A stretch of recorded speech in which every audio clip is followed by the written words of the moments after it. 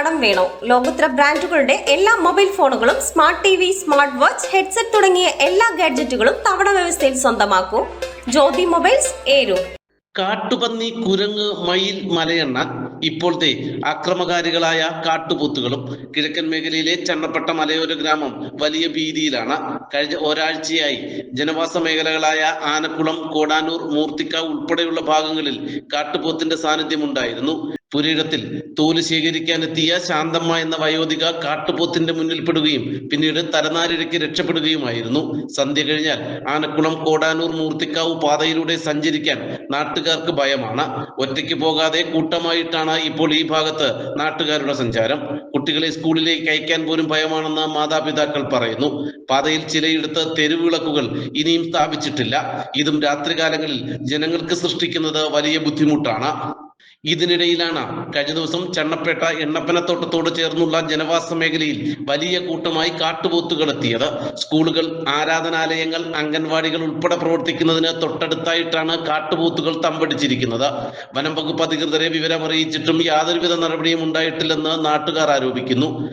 ചണ്ണപ്പേട്ട 9-ാം വാർഡിൻ്റെ പ്രദേശങ്ങളിൽ കഴിഞ്ഞ നാളുകളായി കാട്ടുപോത്തിൻ്റെ സ്വൈര്യവികാരം വർദ്ധിച്ചുകൊണ്ടിരിക്കുകയാണ്.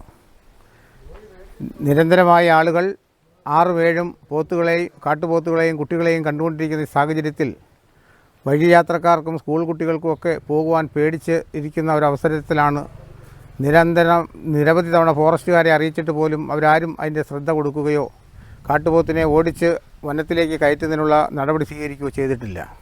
ആളുകൾ വളരെ ഭയന്നാണ് ഈ പ്രദേശത്ത് ജീവിക്കുന്നത്. കുട്ടികൾക്ക് സ്കൂളിൽ പോകാൻ പറ്റാത്ത അവസ്ഥയിലാണ്. കർഷകരായ ഞങ്ങളുടെ കൃഷിയിടങ്ങളെല്ലാം നശിപ്പിച്ചുകൊണ്ടിരിക്കുന്നു. ഇത് വനത്തിൽ നിന്നും ഇഞ്ഞ് കോളനി സൈഡിലേക്ക് അവിടെയുള്ള നിരവധി കർഷകരുടെ കർഷക ഭൂമിയിലേക്ക് ഇറങ്ങി അവരെ നിരന്തരം ശല്യം ചെയ്തുകൊണ്ടിരിക്കുന്ന അവസ്ഥയിൽ ആളുകൾ വളരെ ഭയാനകമായി ജീവിക്കുന്ന ഒരു സാഹചര്യത്തിൽ ഇതിനൊരു അറുതി വരുത്തണം എന്ന് പഞ്ചായത്ത് അധികൃതരോടും ഫോറസ്റ്റ് അധികൃതരോടും ഇത് വളരെ വിനയമായി അപേക്ഷിക്കുന്നതോടൊപ്പം ഞങ്ങൾക്കിവിടെ ജീവിക്കുവാൻ, കാട്ടുപോത്തിനെ പേടിക്കാതെ ജീവിക്കാനുള്ള അവസരം ഒരുക്കി തരണം എന്നുകൂടി അറിയിച്ചുകൊണ്ട്, കാട്ടുപന്നി, കുരങ്ങ്, മയിൽ, മലയെണ്ണാൻ തുടങ്ങിയവ വലിയ രീതിയിൽ കൃഷിനാശം ഉണ്ടാക്കുന്ന പ്രദേശങ്ങളിൽ ഇപ്പോൾ മനുഷ്യജീവന് ഭീഷണിയാകും വിധം കാട്ടുപോത്തുകൾ കൂടി എത്തിയിരിക്കുകയാണ്.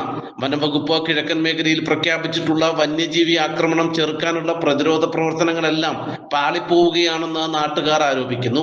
കഴിഞ്ഞ ദിവസം പുനലൂരിന് സമീപം ചാലിയക്കരയിൽ കാട്ടുപന്നിയുടെ ആക്രമണത്തിൽ തോട്ടം തൊഴിലാളി മരിച്ചിരുന്നു. കുളത്തൂപ്പുഴയിലെ ആദിവാസി മേഖലയായ ചെറുകരയിൽ കൃഷിത്തോട്ടത്തിൽ ഇറങ്ങിയ പുലി വളർത്തുനായെ കടിച്ചു കൊന്നു. കുളത്തൂപ്പുഴ പട്ടണത്തോട് ചേർന്ന പ്രദേശങ്ങളിൽ തമ്പടിച്ച കാട്ടുപോത്തുകൾ ഇനിയും കാട് കയറിയിട്ടില്ല.